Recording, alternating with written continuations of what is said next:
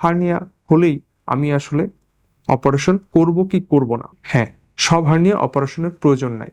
যে হার্নিয়া উপসর্গ তৈরি করে সেই হার্নিয়া আমরা অপারেশন করার পরামর্শ দিয়ে থাকি।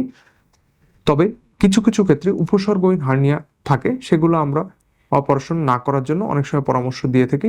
যেমন দেখা যায় যাদের ক্ষেত্রে সার্জারিটা কন্ট্রাইন্ডিকেটেড, মানে সার্জারিটা তাদের জন্য ঝুঁকিপূর্ণ। ধরুন একটা রোগীর অনেক বয়স হয়ে গিয়েছে, তার হার্নিয়া আছে কিন্তু হার্নিয়াটা তার কোনো প্রবলেম করছে না, কিন্তু বরং তার অপারেশন করতে গেলে তার জীবনের ঝুঁকিটা বেড়ে যাচ্ছে। সেক্ষেত্রে আমরা বলি অপারেশনটা প্রয়োজন নেই, আপনি পর্যবেক্ষণ করুন, সমস্যা হলে আমাদের সাথে যোগাযোগ করুন। অথবা তার শারীরিক এমন কোনো কন্ডিশন আছে, হার্টের বা লাংসের কোনো সমস্যা আছে, যেক্ষেত্রে তাকে অ্যানেস্থেশিয়াটা দেওয়া যাচ্ছে না, সেক্ষেত্রে আমরা বলি যদি কোনো উপসর্গ না থাকে হার্নিয়াটা নিয়ে থাকুন, এটা অপারেশনের প্রয়োজন নেই।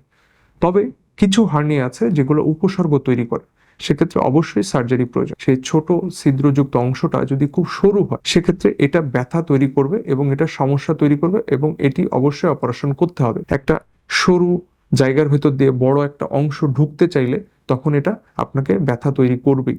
এবং পরবর্তীতে অনেক সময় দেখা যায় এই সরু জায়গার ভিতর দিয়ে যদি খাদ্যনালী ঢুকে পড়ে বা শরীরের কোনো গুরুত্বপূর্ণ অংশ ঢুকে পড়ে, সেক্ষেত্রে এটা পচন ধরতে পারে, ইনফেকশন হতে পারে।